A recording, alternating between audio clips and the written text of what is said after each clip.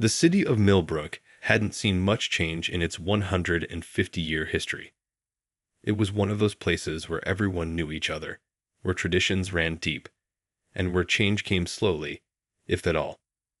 But all that was about to shift with the arrival of their newest mayor, a woman who would challenge everything the old guard thought they knew about leadership. Mrs. Henderson wasn't what anyone expected in a mayor.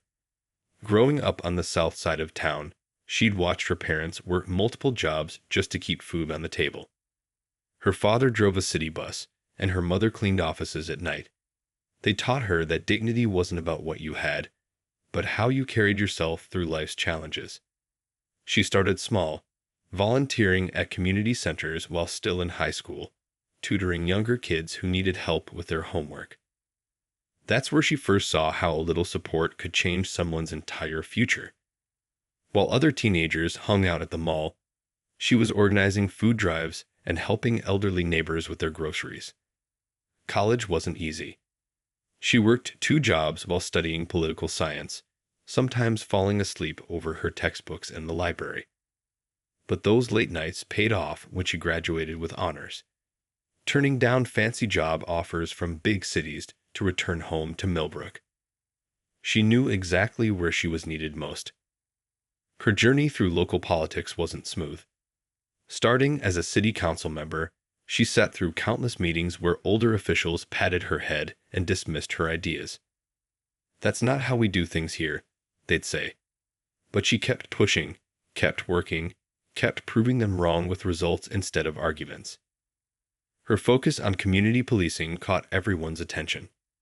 Instead of just talking about change, she walked the streets, bringing together shop owners, residents, and police officers for coffee and conversation. She believed that people who knew each other were less likely to fear each other. Simple as that. When she announced her run for mayor, the old-timers laughed. A black woman from the South Side, running for mayor. But they weren't laughing when she won, and won big. Her victory speech wasn't about making history, though she did. Instead, she talked about fixing potholes, improving schools, and making sure every neighborhood had a voice in City Hall. Now, 6 months into her term, she was already making waves. Her office door stayed open to anyone who wanted to talk. She showed up at neighborhood meetings unannounced, just to listen. When the police department needed new training programs, she didn't just approve the budget. She sat in on the sessions herself. But not everyone was happy with the changes. Some of the more traditional officers resisted her new approaches. They didn't like being told to get out of their patrol cars and walk the streets. They grumbled about political correctness when she insisted on cultural sensitivity training. But she kept pushing forward, knowing that real change never comes easy. That's what made her different. She wasn't just sitting in an office making decisions. She was out there, in the community, showing everyone what leadership really looked like. Her parents had taught her that actions speak louder than words, and every day she lived by that principle. Little did she know that one ordinary evening would test everything she stood for, turning her personal experience into a national conversation about power, respect, and the long road to real change in America. But that's the thing about real leaders. They don't just face challenges, they transform them into opportunities for something better. The day had been longer than usual, filled with back-to-back meetings about the city budget. The mayor's eyes were tired from reading endless spreadsheets, and her hand was cramped from signing documents. The clock on the city hall wall showed 9:30 p.m. when she finally gathered her things to head home. "You should get some rest," her assistant called out as she walked past. "Tomorrow's going to be another big day." The mayor smiled and waved, knowing tomorrow would bring more challenges, more decisions, and hopefully more progress for their city. The streets were quiet at this hour. Streetlights cast long shadows across the emptying roads as she drove her city-issued car, a modest sedan that she'd insisted on instead of the fancy SUV her predecessor had used. She believed in leading by example, and that meant no unnecessary luxuries on the taxpayer's dime. Her mind wandered to the community center project they discussed earlier that day. The South Side needed a safe place for kids to go after school, and she was determined to make it happen. Lost in thought about funding options and construction timelines, she almost missed the police cruiser's flashing lights in her rear-view mirror. She checked her speedometer. She'd been going exactly the speed limit. Maybe a tail light was out. With practiced calm, she pulled over to the shoulder, making sure to signal properly. The mayor had always taught her staff that every interaction with law enforcement was an opportunity to build better relationships. Following standard procedure, she turned on the interior light, placed both hands on the steering wheel, and waited. Through her side mirror, she watched the officer approach. Something about his walk seemed off, too aggressive, too rushed. Still, she kept her professional smile ready. The flashlight beam hit her face before she could even turn to greet the officer. No friendly good evening, no professional introduction. Just a harsh license and registration barked through the window, the light continuing to blind her. "Officer, I'd be happy to provide those," she said calmly, maintaining her composure despite the officer's hostile tone. "I'm also the city mayor, and this is a city vehicle. My ID badge is right here on the dash." The response came quick and sharp. "I don't care who you think you are. License and registration. Now." The flashlight beam didn't waver, and neither did the tension in the officer's voice. She could barely make out his badge number in the harsh glare. Officer 247. Her heart began to beat faster, but her voice remained steady. Years of handling tense city council meetings had taught her how to stay calm under pressure. "Of course, officer. I'm going to reach for my purse now to get my license." She narrated her movements clearly, remembering all the training sessions she'd attended with the police department.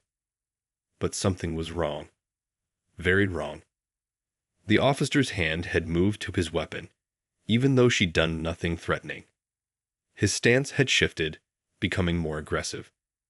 The mayor recognized the signs. She'd seen them before in officers who let power go to their heads. The routine traffic stop was quickly becoming anything but routine. As she carefully reached for her identification, she could feel the weight of the moment. This wasn't just about her anymore. This was about every person who'd ever been unfairly targeted, every citizen who'd felt powerless in the face of authority. Little did the officer know that his actions tonight would spark a chain of events that would change their city forever. The mayor's mind was already racing, not with fear, but with determination. If this was happening to her, an elected official in a city vehicle, what was happening to other citizens? This moment, this seemingly simple traffic stop, was about to become a turning point. Not just for her, not just for Officer 247, but for the entire community. Sometimes the biggest changes start with the smallest moments, and this cold night on a quiet street was about to prove that truth once again. The tension in the air grew thicker as the officer's voice became increasingly hostile. "Step out of the vehicle," he demanded, his flashlight beam still fixed directly on her face. The mayor took a deep breath, her hand still hovering near her purse where her identification waited. "Officer, I want to cooperate fully," she said, her voice remaining professional despite her racing heart. "But I need you to understand that I am the mayor of this city, and I'd like to contact the police chief." She kept her movements slow and deliberate, years of public service experience helping her maintain composure. The response came like a thunderclap. "I said out of the car now." The officer's free hand slapped against the car roof, making her flinch despite her best efforts to stay calm. In that moment, she realized this was no simple misunderstanding. This was something far more concerning. Time seemed to slow down as she carefully unbuckled her seatbelt. Her mind raced through every police training session she'd attended, every community meeting where citizens had shared similar stories. The irony wasn't lost on her. Here she was, the city's highest-ranking official, facing the very behavior she'd been working to change. As she opened the car door, the cool night air hit her face. Her suit jacket, the one she'd worn proudly during today's budget meetings, now felt like flimsy armor against what was unfolding. The officer stepped back, his hand still resting on his weapon, treating her as a threat despite her obvious compliance. "Walk to the back of the vehicle," he ordered, using language that grew increasingly disrespectful with each word. The mayor complied, her heels clicking against the pavement, each step measured and careful. She could see passing cars slowing down now, witnesses to this surreal scene. Standing at the back of her car, she kept her hands visible and her dignity intact. "Officer," she began again, her voice clear and steady, "my ID is in my purse. I'd like to show you who I am, and then we can discuss why you pulled me over." It was a reasonable request, delivered with the same diplomatic tone she used in City Hall. But reason seemed to have no place here tonight.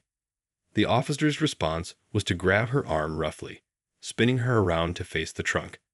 "Spread your arms," he barked, as if she were a common criminal rather than a public servant returning from a day of working for the community. That's when she heard it, the unmistakable sound of a cell phone camera shutter. Someone was recording. A small group of onlookers had gathered at a safe distance, their phones raised, capturing every moment of this abuse of power. The mayor felt a strange mix of emotions. Embarrassment at being treated this way in public, but also relief that there would be evidence. Even as the officer roughly patted her down, she kept her voice steady and clear, knowing the cameras were rolling. "I want to state for the record that I am the mayor of this city, I am unarmed, and I am complying with all orders while reserving my right to file a formal complaint about this treatment." The words seemed to enrage the officer further. His grip tightened as he spun her around again, his face now inches from hers as he spat out words filled with prejudice and anger. But she didn't flinch. Instead, she looked him directly in the eye, her gaze level and unflinching. In that moment, something shifted. Perhaps it was the growing crowd of witnesses. Perhaps it was the arrival of another patrol car, lights flashing. Or perhaps it was simply the undeniable power of dignity in the face of discrimination. The mayor stood straight, her shoulders back, every inch the leader she'd worked so hard to become. This confrontation would soon explode across social media, making headlines and sparking conversations.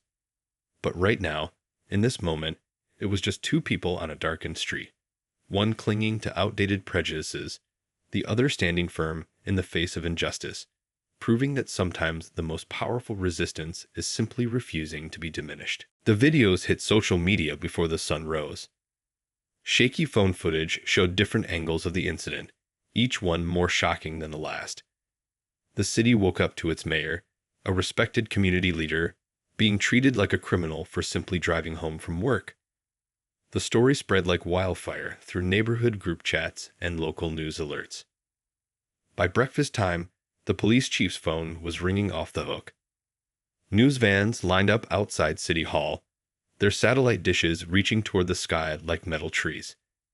The officer's body camera footage had been secured immediately, department policy after any controversial incident, and what it showed made even veteran officers shake their heads in disgust. The mayor sat in her office, still wearing yesterday's suit, reviewing emails that poured in by the hundreds. Some offered support, others demanded action, and a few tried to defend the indefensible. Her assistant brought in coffee and squeezed her shoulder, a small gesture of solidarity that meant the world right now. The morning news wants a statement, her communications director said, pacing the office. "So do the major networks. This is going viral." The mayor nodded, took a sip of coffee, and straightened her jacket. She hadn't slept, but there was a fire in her eyes that fatigue couldn't dim. Outside her window, she could see people gathering in the plaza. They carried signs and banners, but these weren't angry protesters.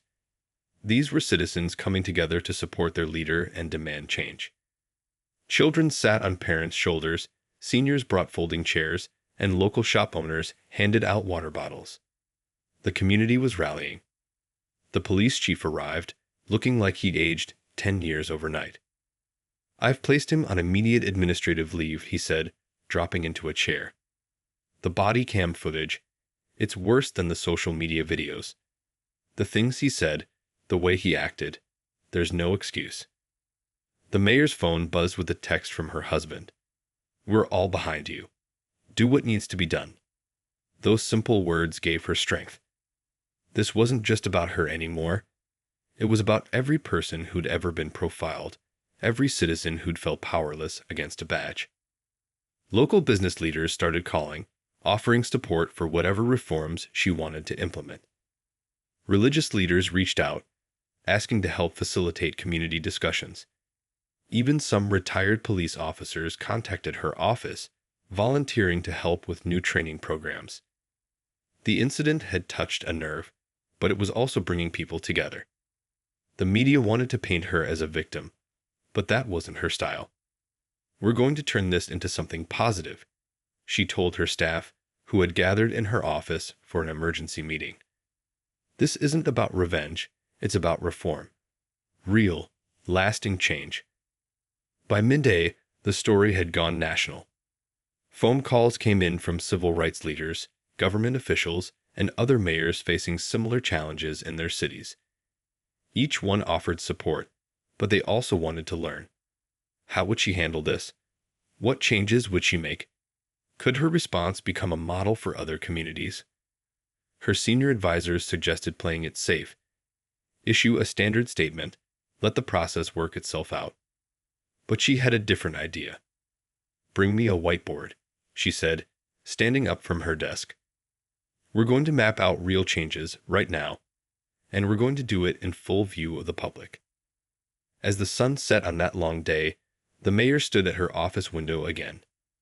The crowd in the plaza had grown. People held candles now, their lights twinkling like earthbound stars. Someone had set up a small stage where community members took turns sharing their own stories of facing discrimination. Tomorrow would bring more challenges, more decisions, more opportunities for change. But tonight, watching her city come together, the mayor felt something powerful stirring. Sometimes it takes a moment of darkness to show people where the light needs to shine. And she was ready to lead the way forward, one careful step at a time. The emergency city council meeting was unlike anything the old chamber had ever seen. Every seat was filled, with people standing along the walls and spilling out into the hallway. The mayor had insisted on holding it in the largest room available, wanting everyone to have a chance to be heard. We're not here to point fingers, she began, her voice carrying to every corner of the packed room. We're here to make real change. The bruises on her arm from the officer's rough handling were hidden beneath her blazer, but the determination in her eyes was clear for all to see. City council members shifted uncomfortably in their seats as she laid out the reality of what had happened. The police chief sat to her right, nodding as she spoke. He'd seen the unedited body camera footage, all of it, including the racial slurs the officer had muttered when he thought no one could hear. This isn't just about one incident, the mayor continued, clicking through a presentation that showed years of complaint statistics. This is about patterns we can no longer ignore. The numbers told a story that couldn't be dismissed. Certain neighborhoods, certain groups, certain people had been bearing the brunt of aggressive policing for far too long. A young mother stood up to speak, her voice shaking at first, but growing stronger. She talked about teaching her children how to act if they were stopped by police. Lessons no parent should have to give. The room fell silent, absorbing the weight of her words. The mayor's plan was bold but practical. First, immediate reforms. Body cameras would now upload footage automatically, with no way to disable them. Officers would be required to call in every stop, no exceptions. New training programs would be mandatory, not optional. But she didn't stop there. We need to change the culture, she explained, pointing to successful programs from other cities. Community policing isn't just a buzzword. It's a complete shift in how we think about public safety. She proposed regular community meetings, joint projects between police and local organizations, and a civilian oversight board with real power. Some of the older council members frowned at the cost estimates, but the mayor was ready for that too. She'd spent the night reorganizing the budget, finding ways to fund these changes without raising taxes. "We can't afford not to do this," she said, her voice firm. "The cost of inaction is too high." The police union representative stood up next, ready to object, but what happened next surprised everyone. A veteran officer, gray at the temples and respected by all, asked to speak first. "I've been on the force 30 years, he said, his voice gruff with emotion. "What happened to our mayor? That's not what I signed up for. We need these changes." Hour after hour, people spoke. Store owners talked about wanting to feel safe calling the police without fear. Teenagers shared stories of being harassed while walking home from school. Even some officers stood up, speaking carefully but honestly about problems they'd seen but felt powerless to address. The mayor listened to every speaker, taking notes, asking questions. When someone raised a valid concern about implementation, she adjusted her plan on the spot.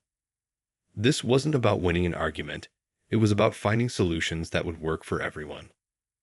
As evening approached, she stood for the final time. The room had grown hot and stuffy, but nobody had left. "Change isn't easy," she said, looking around the chamber. "But look at us, all of us, here together, having the hard conversations our city needs. This is how we make things better." The vote was unanimous. Every council member, even the usual opposition, supported the reforms. As people filed out of the chamber, there were tears, hugs, and something else. Hope. Real hope that things could be different. The mayor gathered her papers slowly, feeling the weight of the day but also its possibility. A young police cadet approached her, speaking quietly. "Thank you," he said. "This is why I wanted to become an officer, to help make things better." She smiled, knowing that this was just the beginning of a long journey, but feeling certain they were finally heading in the right direction. Not everyone was happy with the changes. A week after the emergency council meeting, the pushback began. It started with whispers in the police department's break room, then grew into something bigger. The old guard wasn't going down without a fight. The police union president called a press conference on the steps of the precinct. Behind him stood about 30 officers, arms crossed, faces stern. "These new policies will make our jobs impossible," he declared to the cameras. "Our officers need to be able to make split-second decisions without worrying about politics." But what they didn't expect was the community's response. For every angry letter the mayor received, 10 supportive ones arrived. When critics tried to paint her as anti-police, neighborhood watch groups spoke up about how her reforms would actually help officers do their jobs better. The tide was turning, and it made some people nervous. Anonymous threats started arriving at her office. Her security detail found her car tires slashed one morning. The mayor stayed calm, but her family felt the strain. Her husband insisted on driving their kids to school himself, watching carefully for any cars that might be following. Social media became a battlefield. Fake stories appeared, trying to dig up dirt from her past. They claimed she had a criminal record. She didn't. That she was bankrupt. She wasn't. That she was part of some grand conspiracy. She wasn't that either. But she kept all the attack posts, turning them over to investigators. Someone was coordinating this campaign, and she was determined to find out who. The opposition's biggest move came during a town hall meeting. They packed the room with critics, each one ready with carefully scripted questions.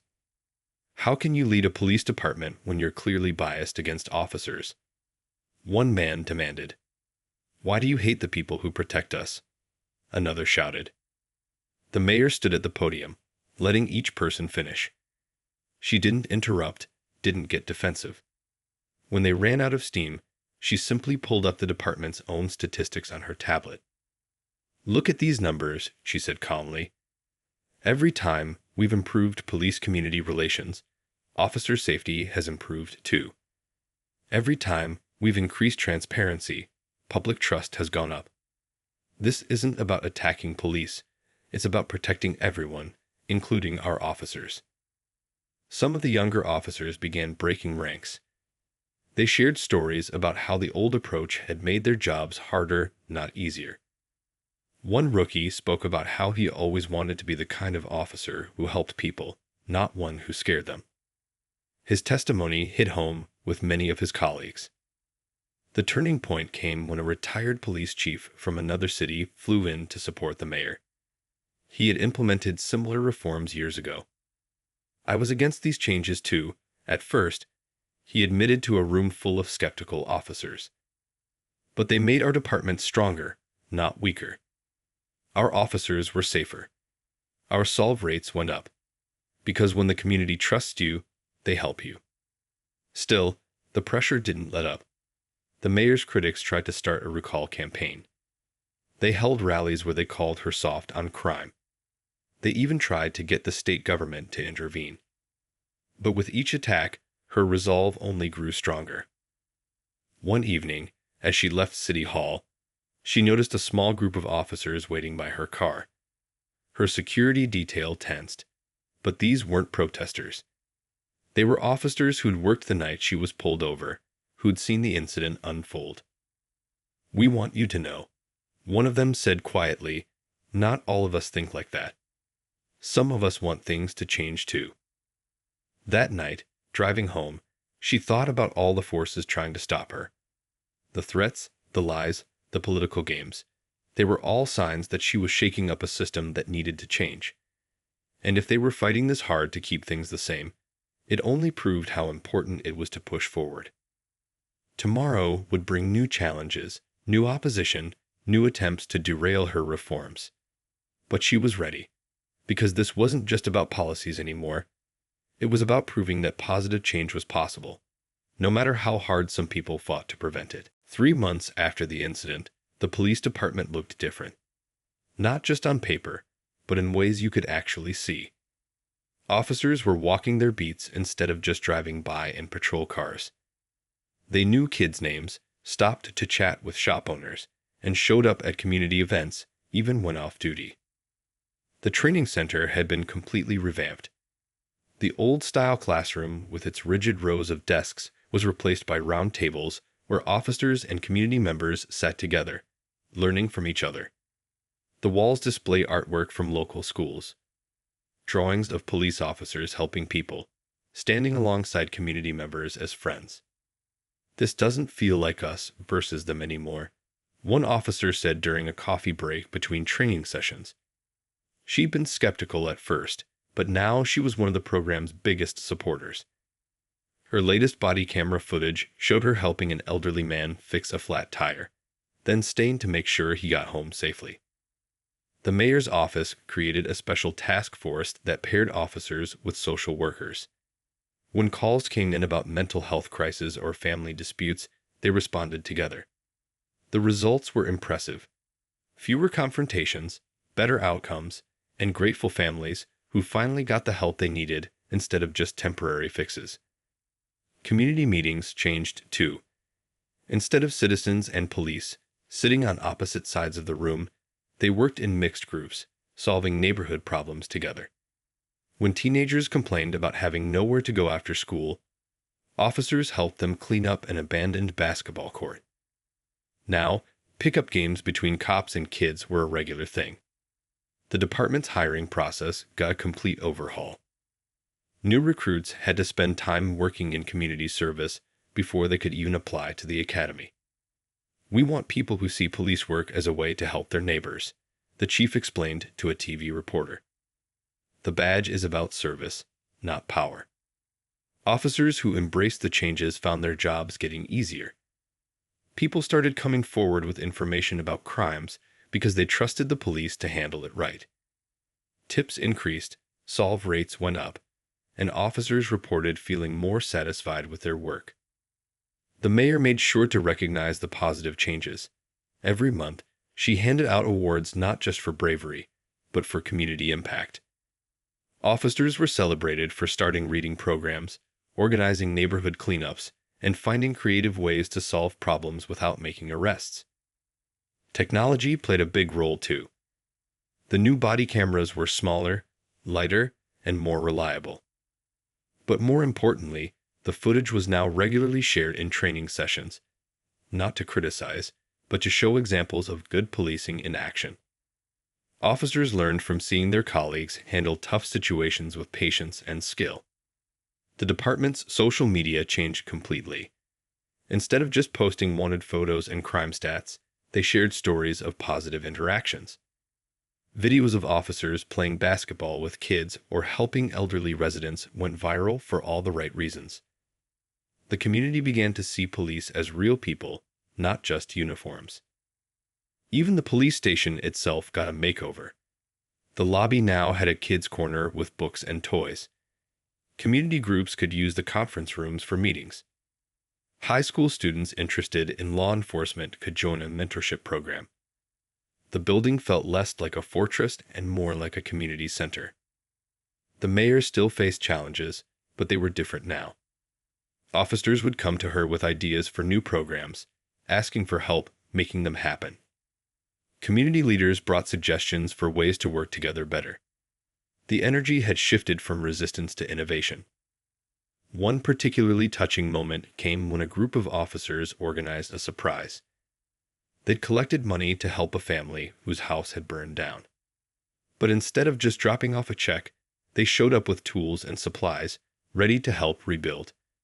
That's when everyone could see. This wasn't just policy change, it was cultural change. "We're not perfect yet," the mayor told a journalist who came to write about the transformation. "But we're proving that change is possible when people work together. Every small step forward makes the next one easier." 6 months had passed since that fateful traffic stop, and the mayor found herself standing before the state legislature. The room was packed with lawmakers, community leaders, and police officials from across the state.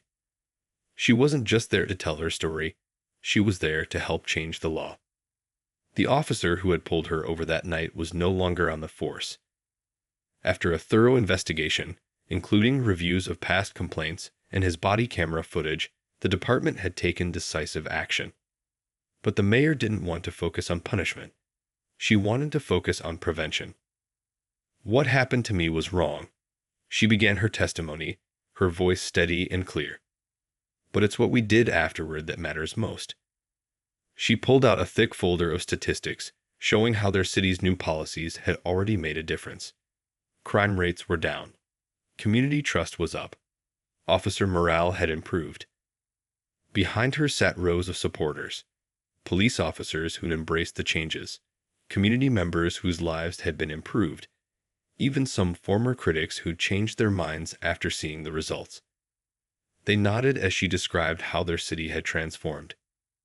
The new state law she proposed was practical and fair.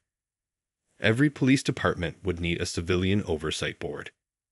Body cameras would be mandatory. Training requirements would focus on de-escalation and community relations. But most importantly, departments would need to track and report their statistics openly. "Transparency isn't just a word," she explained to the lawmakers. "It's how we build trust. It's how we show everyone, officers and citizens alike, that the system works for all of us." She shared stories of how public data had helped their city identify problems early and fix them before they grew worse. One legislator asked about costs.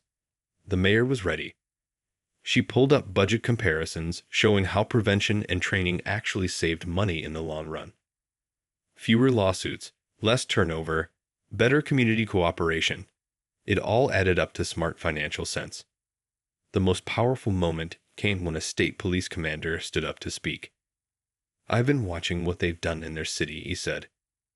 "At first, I thought it would never work, but they've proven me wrong. This isn't about being soft on crime. It's about being smart about public safety." During breaks in the testimony, the mayor walked the halls of the state capitol, talking with other city leaders who wanted to learn from her experience. They shared their own stories, their own challenges, their own hopes for change. What had started as one incident was growing into a movement. Back in her city, people gathered in community centers to watch the live stream of her testimony. They cheered when she described their successes, nodded when she acknowledged their challenges, and felt proud to be part of this change.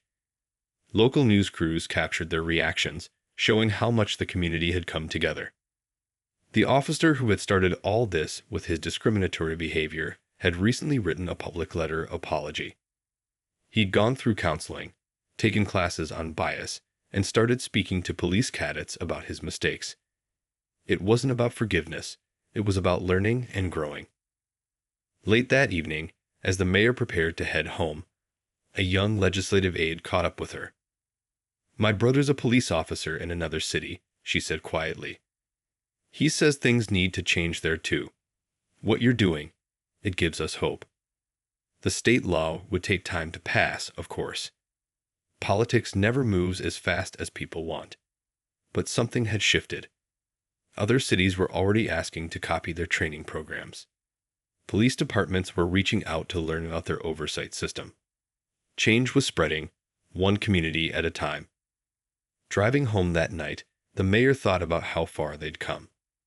That terrible traffic stop could have ended with anger and division. Instead, it had become a catalyst for positive change. Sometimes, the worst moments can lead to the best outcomes, if people are brave enough to learn from them and work together to make things better. 2 years had passed since that night when a routine traffic stop changed everything. The mayor stood at her office window, watching kids playing basketball with police officers in the newly renovated community park. It wasn't a special event or a photo opportunity. It was just another normal afternoon in a transformed city. The changes they'd made had caught national attention. News crews regularly visited to document what they called the Millbrook model. The mayor kept a special shelf in her office filled with letters from other cities asking for advice.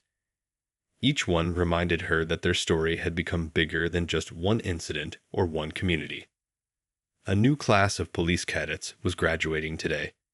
Looking at their faces, young, eager, diverse, she saw the future of law enforcement. Their training had been completely different from the old days. They'd spent as much time learning about community service as they had about handling weapons. They knew every shop owner's name in their assigned neighborhoods before they even got their badges. The police chief, who had stood by her through all the changes, liked to share one particular statistic. Complaints against officers had dropped by 85%. But the mayor preferred a different number: the huge increase in people applying to become officers. "They're joining because they want to help," the chief explained. "They've seen what good policing looks like." Walking through downtown, she saw the changes everywhere. Store owners chatted with patrol officers like old friends. Teenagers who used to avoid the police now stopped to show them their report cards. Even the graffiti had changed. One wall now had a beautiful mural showing police and citizens working together, painted by local artists and officers side by side. The state law it helped pass was making waves too. Other states were using it as a model for their own reforms. Police departments across the country sent observers to learn from their training programs. The mayor kept a world map in her office, putting a pin in every city that had adopted some version of their changes. The map was getting crowded. But the real proof wasn't in statistics or awards. It was in small moments, like when an elderly woman got lost and went to a police officer for help without hesitation, or when a young man with mental health issues was talked down from a crisis by officers trained in de-escalation. These weren't just policy changes, they were life changes. The original officer who had pulled her over that night had become part of the story too, but not in the way anyone expected. After leaving the force, he'd gone through a journey of his own. Now he traveled to police academies, sharing his story as a cautionary tale about how bias can blind you. His honest reflection about his mistakes helped others recognize and change their own prejudices. Community meetings look different now. Instead of angry confrontations, people work together to solve problems. When a string of car break-ins hit one neighborhood, residents and police created a solution together: better lighting, community watch programs, and youth activities to keep kids engaged after school. Crime went down, and trust went up. The mayor's office had changed too. Photos of community events covered the walls. Picnics, sports games, graduation ceremonies, all showing police and citizens together. But her favorite was a simple drawing from a third grader, a police officer and a citizen shaking hands, with the words, "We're all family now," written in crayon. As the sun set on another busy day, the mayor gathered her things to head home. A young officer held the door for her, smiling. "Thank you," he said suddenly. "My parents never trusted the police when I was growing up. Now my kids want to be officers someday. That's because of you."